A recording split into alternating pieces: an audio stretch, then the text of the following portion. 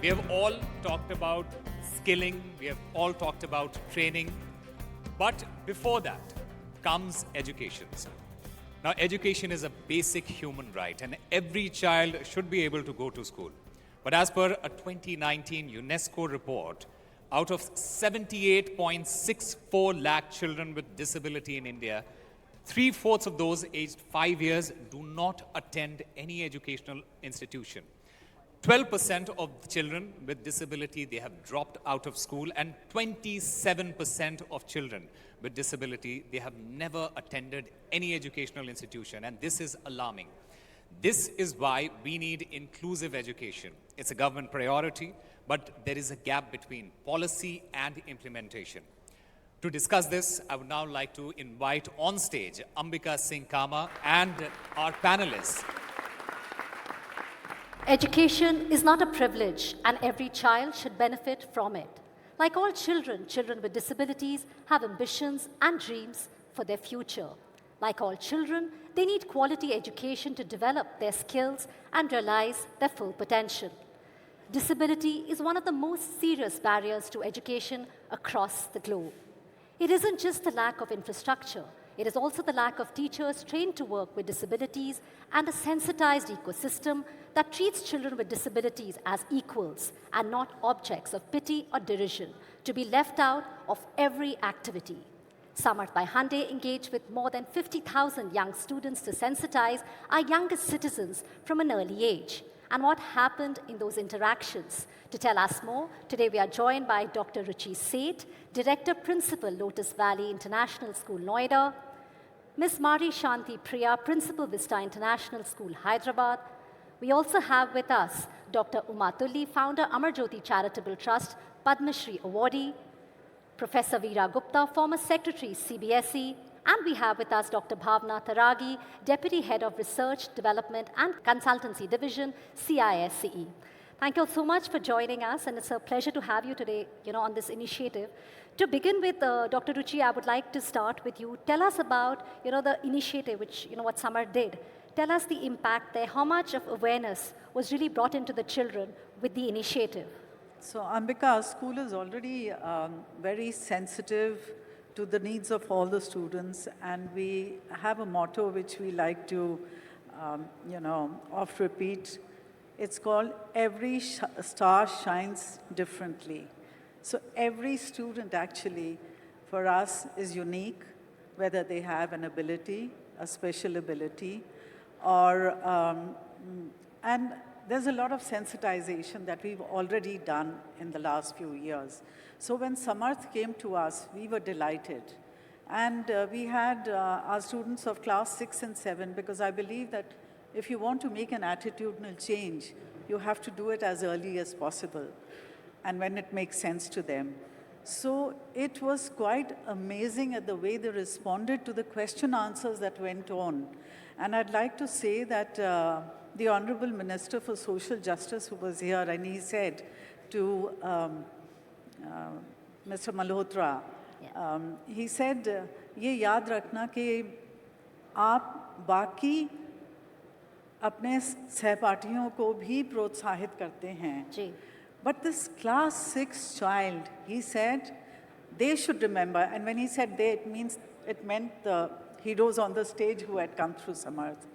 They should remember that they are not only, their skill and determination is not only helping them achieve their own goals, but they are helping everybody in the world to achieve their goals. Absolutely. What a wonderful statement by a class 6 student. Yes. That's as far as we've been able to sensitize not just children, not just teachers, but we have a whole school approach. The nannies, the guards, the students, the teachers, the parents, everybody is sensitized in the school. Which is really, really critical. If I can come to you, Ms. Shanti Priya, tell us about, the Samarth by Hyundai workshop. What impact did you see or have you seen in your school post the workshop? Actually, we are also an inclusive school. We do have children with different learning disabilities, both physical as well as learning. So when Samarth team was there, in fact, as ma'am said, it's ideal to start with the young age, because the kind of impact what we give them is going to be more memorable and for a longer innings. So we have asked the grade 5 students to be there, to be part of it, to motivate the Paralympic participant who has come to the school. The children were so enthusiastic looking at them. And they made a statement saying that though we are all fit, we all always keep cribbing about everything. Yeah. But there are people who are deprived of so many things, yet the kind of motive they have, Yeah. the kind of enthusiasm, the zeal they have to achieve in life, that is something which is very, very memorable and touching for them. And they felt that they have to have more students of such kind of disability to be part of the school so that they can help or at least be part of their journey in their life. I think that's really well put and extremely critical for every child. And like you said, to be sensitized. Dr. Tilly, I wanted to, come to you here. You've been doing this really since 1981. You've helped nurture the dreams of so many children. What innovative methods or programs has Amar Jyoti been using in the last 4 decades to enhance education and support children? And most importantly, I think the holistic approach that you use. If you can please take us to that. Right. We all know that education is the tool to bring any change. Yeah. And to bring this kind of change, we need a holistic approach. In Amar Jyoti, we have every facility in the campus, like medical care. Inclusive education, of course, is the prime thing, but to make it implementable, we have skill training, we have capacity building courses in physiotherapy, in teachers training in special education, NIOS, IGNU, and we also have inclusive sports and cultural activities. That is what has made it possible. And the thing really that worked for us is the convergence of resources involving government, community, having CBR, community-based rehabilitation program, reaching out to the philanthropic donors, liaison with our institutions, and this kind of convergence has really made it possible. Looking for volunteers all the time and looking for funds. I'm a professional beggar. I think collaboration, convergence, like you rightly said, is very critical. And it really brings an impact. Professor Veera, if I could come to you here, you brought up a child with a specific learning disorder. If you could just take us through your journey, how it has helped you in the field of education as well. Thank you, Ambika.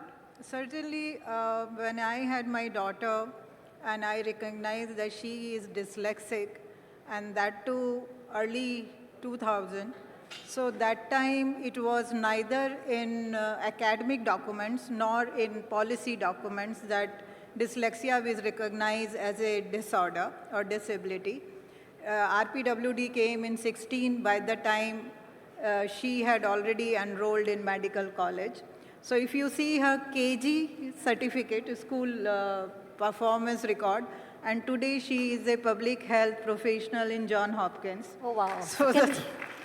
So the journey of my child from KG, when SLD is recognized only when the child goes to school. Prior to that, it is a very bright, naughty, intelligent child. Only in the school, the child becomes poor performer. So the entire history I have written in an article that is published also, and it is very educative, motivating, and learning for all the parents, because dyslexia is a hidden condition. Maybe many of us could be dyslexic, but we don't know. But it is the advocacy group and many people who have worked towards this condition and brought it in RPWD Act that today we recognize it as one of the condition. But it took us a lot of time to write a policy how it should be identified and certified. It was as late as 2020 when High Court gave a judgment that how it should be diagnosed and certified. And now these children are getting some reservation and those facilities. So, but it is there, and these children are generally with emotional and all other depression or anxiety problems, because their condition is not recognized Yes. and people are not able to give that kind of a support. And this population is maximum in number. So these are 20% in any population out of the disability. But we have identified only 1% as per UDICE data. And in our colleges, even I am a professor in Jamia, there is none enrolled with SLD identified child. So we still have in higher education orthopedic and blind who are coming, but other hidden disabilities are not really reaching higher education. So I think hidden disabilities is something which is extremely critical, and I'm just going to, repeat the lines what the Honorable Minister said. Every student can learn, just not in the same day or in the same way. So for that, I would like to come to you here, Dr. Bhavna. Could you give us an overview or tell us about how the board is implementing, its comprehensive guidelines to support students with diverse needs, especially when we're looking at concessions? Like Professor Veera also just said, how does it help the students here? Yeah, thank you, Ambika. So the CISE board, the philosophy of the board is that schools are for all. And the responsibility of making them accessible and giving them engaged learning environments to all children lies with the board. It lies with the affiliated schools. The board supports the children with diverse needs through a comprehensive policy where we are not just offering support measures to children who are having benchmark disabilities. The board has gone ahead and is offering the same concessions and benefits to children who are at the borderline of disabilities also. So I think the borderline intellectual functioning and children who are not meeting the benchmark of 40% yet are lagging behind in their learning trajectories because of certain disabilities or conditions. The board is offering them ample support. Another landmark decision of the board was pertaining to providing support to students who are having sensory processing disorders. We are allowing students we are facilitating them, the students on the autism spectrum, the Asperger's syndrome children, to visit the examination center a day or two prior to be able to familiarize with the environment. We are also facilitating building rapport with the adult prompters, with the readers, the scripters. We are doing that. Also, we are allowing them to wear their earphones, use the assistive devices that they usually have been learning with during their school time. So I think the board is looking at supporting all students. Wonderful results we have observed. Yes. We are delighted with the kind of performance shown by our children with special needs in our board examinations. And we hope to continue doing much more. Thank you. Thank you. Thank you for sharing that, because there is a lot, but we're talking about solutions. We know inclusive education is critical, but we also know, Dr. Ruchi, that there are gaps. What can we do, or what more can be done to create greater access here? So I think it's very important that the leadership team, the management, the principal, the key leaders should desire that they make a change. And this should translate into action. What I see through my experience is that there's a big gap between the rural and the urban. As you go into the interiors of the country, the gap begins to show very rapidly. And it's not just the infrastructure. There are schools where we have insisted, we have, members of the inspection committee, we've gone and we've said, you don't have a ramp or something. We're giving you this much time, so please make the necessary infrastructure. That is easy to convert.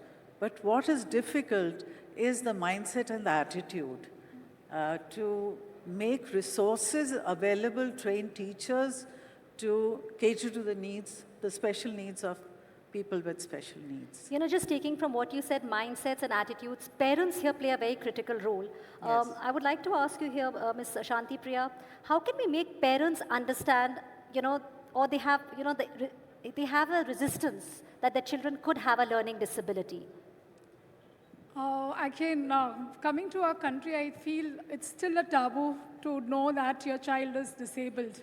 So, you know, it's not just the parents, because the way people look at them that makes the difference. It's the attitude and the approach of the society at large.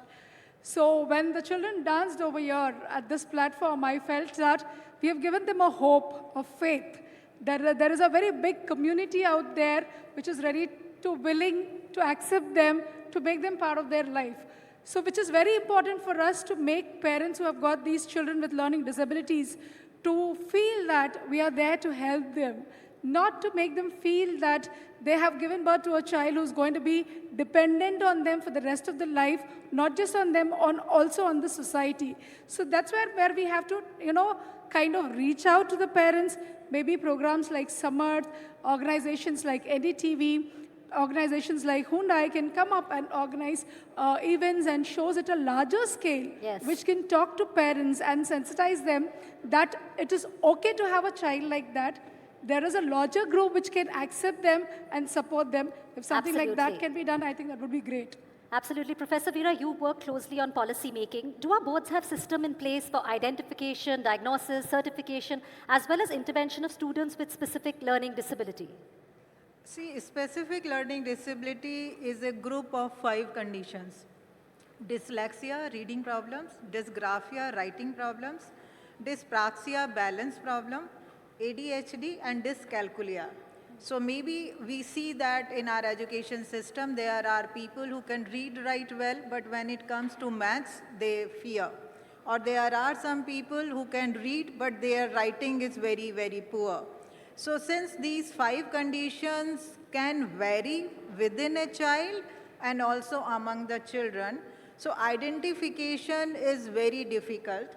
Prior to RPWD and after Nimhan's battery, it was a school assessment only. Yes. What they write, which we call curriculum-based assessment. And we had SNDT University's Smriti Swaroop, who had given one checklist. Today we have very nice checklist which is called Prashast, prepared by NCERT, which is a very good tool in the hands of all the Absolutely. teachers. In fact, you know, we've spoken about so many things and we're running out of time. You know, I just want to talk about mental health. I think that's a very critical issue. And before I come for the last question to you, Dr. Tuli, Dr. Bhavna, tell us about the mental health issues. We've seen post-COVID, a lot of children are dealing with depression, stress. What initiatives is the board implementing or trying to do to support children so that they can handle their mental well-being or improve their mental well-being at this point? Yes, Ambika, definitely we've seen a surge in the diagnosis of depression and anxiety amongst children in the schools now.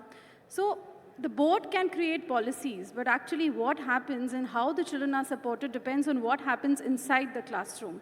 Inside the classroom, it is the teacher who is the academic leader of the class, and the teacher needs to be empowered to first diagnose that there is a problem, to be able to scan, to be able to screen, and then to be able to give the mental first aid, the psychological first aid that is required.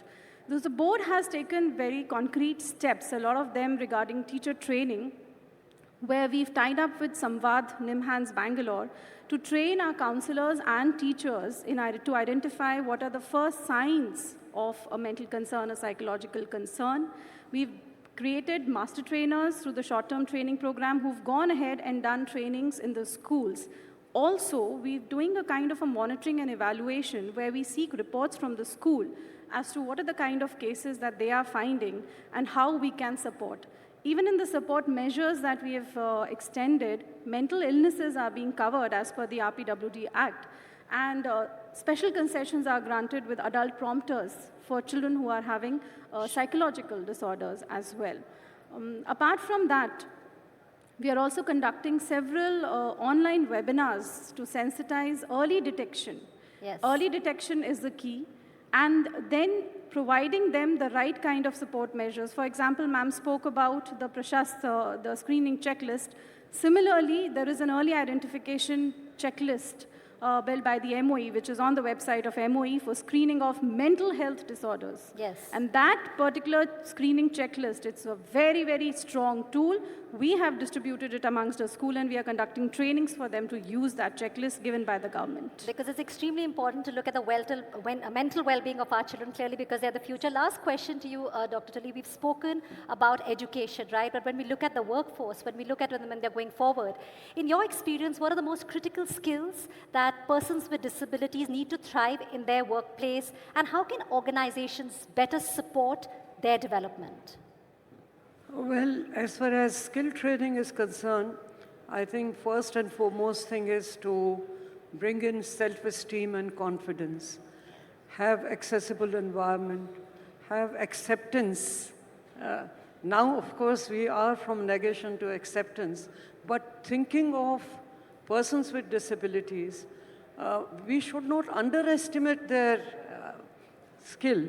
They can do everything and anything on this earth.